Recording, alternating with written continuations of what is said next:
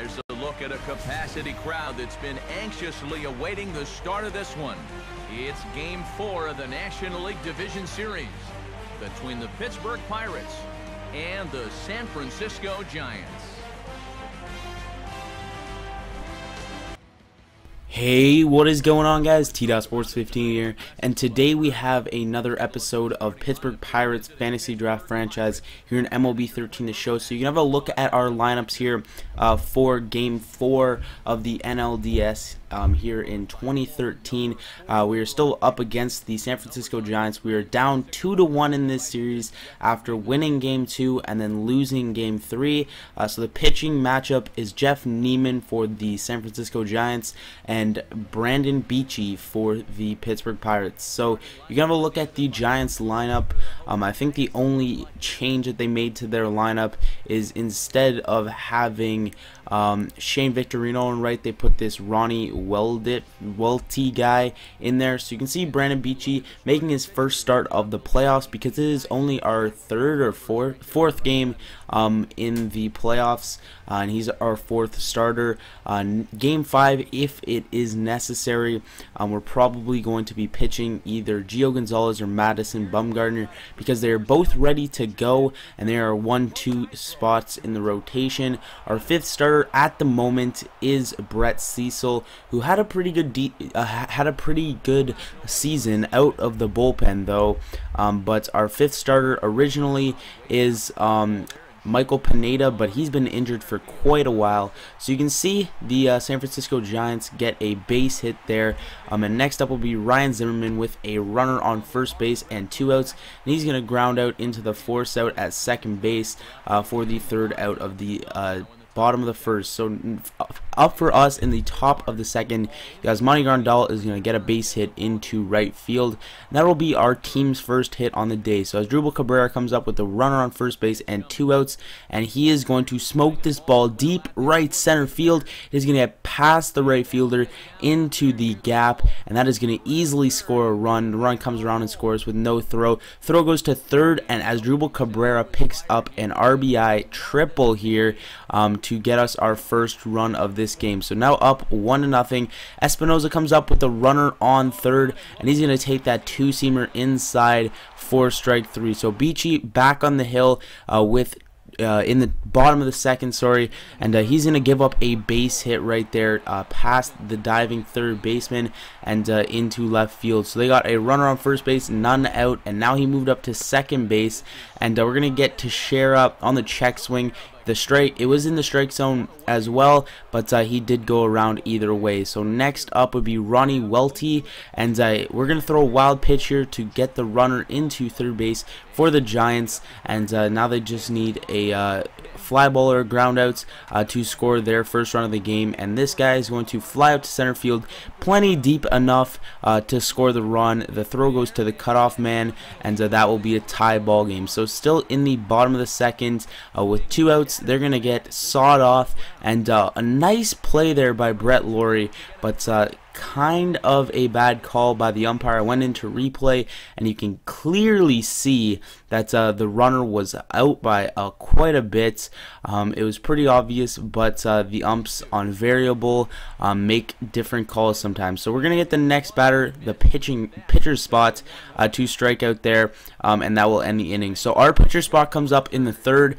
Brandon Beachy is going to get a base hit down the left field line. He's going to get into second base with a sliding double, and that's a nice little poke there for Brandon Beachy out of the pitcher spot. So next up with the runner on second base, we have the top of the order up in Carl Crawford, and he's going to try and bunt for a base hit, but he does get thrown out by the third baseman Ryan Zimmerman. And now with 2 outs and Andrew McCutcheon trying to drive in this run, he's going to ground out to Ryan Zimmerman, and he's going to make the throw on to first to end the inning. So we do not get any runs in that inning, even though we had that lead off leadoff double. But to the bottom of the third now, Eric Young Jr.'s up. And he's going to bunt for a base hit there. Kind of a soft throw by Yasmani Grandal, and he's going to get into first. So now he has moved up to third, and with him on third, Ryan Zimmerman's going to get a base hit into right field. Our right fielder dives for it and cannot make the play.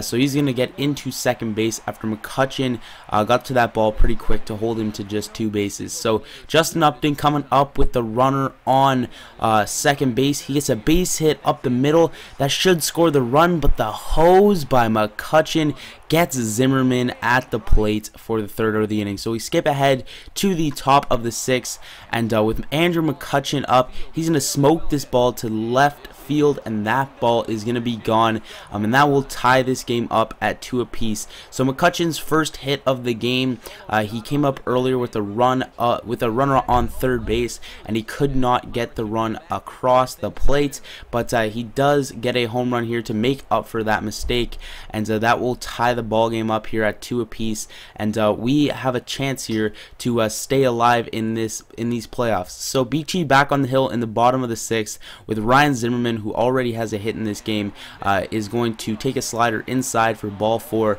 So with him on first base, Justin Upton's going to get a tailor-made ground out to shortstop, and that will be 2. So we turn the double play, 6-4-3 right there.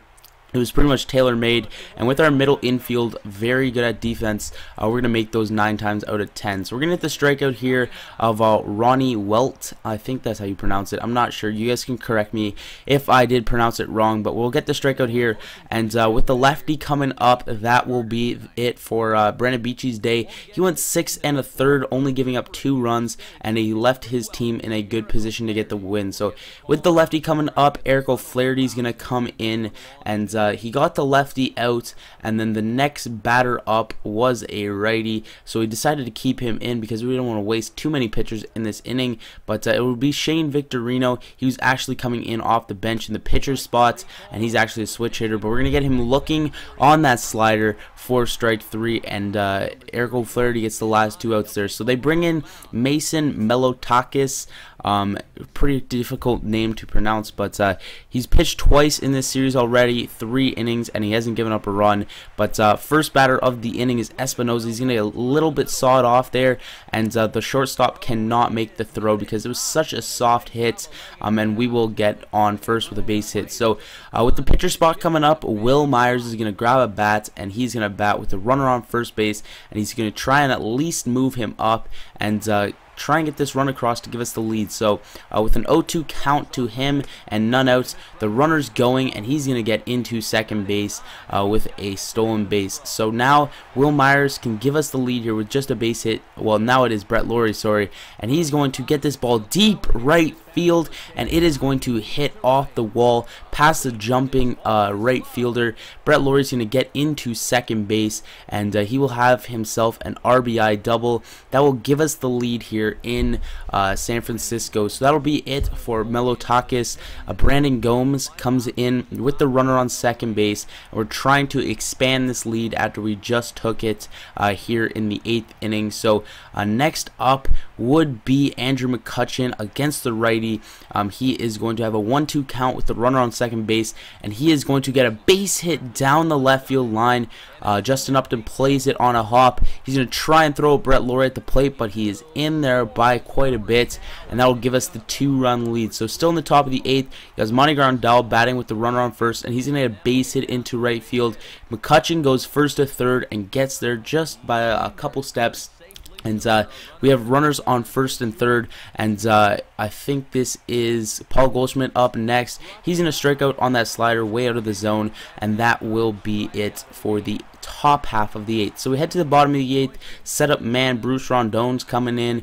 Neftali Feliz was tired from game 3, so he was scheduled to pitch in the 7th because that's less of a risk, but we decided to go with the lefty. So here in the 8th, we have Bruce Rondone up, and he's going to get a fly ball, and Carl Crawford's going to make a nice play there in the left field corner, taking away extra bases if that one was fair.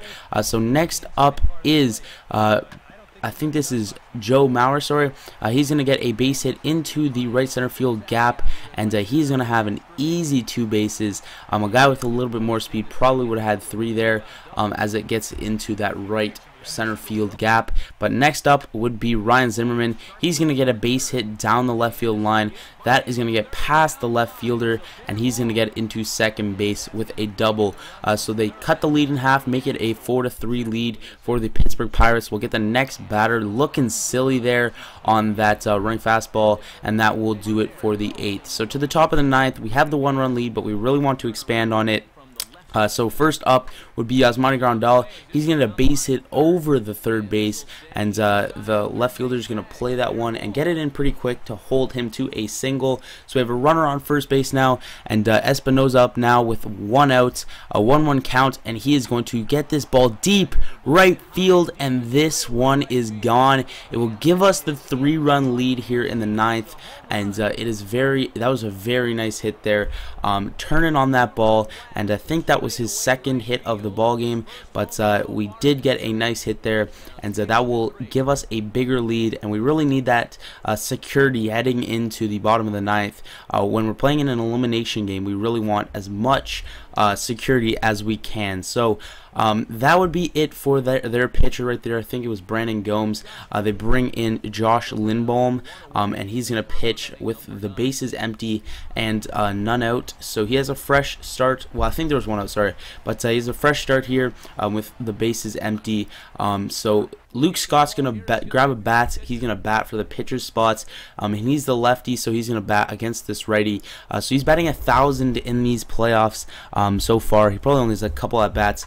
But first pitch of the at bat, and he's going to take Lindblom deep to right field. Same spot as what's his name, Danny Espinoza, and that will give us an even bigger lead. That will expand it to a 4-run lead after we just expanded it to 7-3, and we're still hopefully not done right there. We have the top of the order coming up next, and hopefully we can put a couple more runs on the board here to give our closers some more security. So with the runner on second base, 1 out, Brett Lawrie is going to send this ball into the left center field gap. That's going to get down. The run is easily going to score, and Brett Lawrie is going to easily get into second base with a double. So after that, nothing really happened. We took the 5-run lead after that hit, but Vinny Pastano is going to come in relief after that. But after he came in, he really shut the door down. So we head to the bottom of the 9th here with Mariano Rivera coming in. He hasn't pitched too well in these playoffs, but hopefully he can shut the door here. It is not a save opportunity because we are up 5 runs, but we really wanted to get our best pitcher in there. So first guy up is Teixeira. We had him played perfectly there in the extreme shift, and that will be the first out of the inning. And next up will be with 2 outs, the next batter with an 0-2 count, and we do get him looking at the cutter, and you can see the pretty cool celebration there by Mariano Rivera, and that will do it for this ball game. So we have game 5 coming up next. If this video does get 20 likes by the end of the day, I will post the next game tomorrow, so definitely hit that like button. We have Danny Espinoza as the player of the game. You can stick around for the box scores if you do care. So that's pretty much it for this video, guys. I will see you guys in the next one. Peace.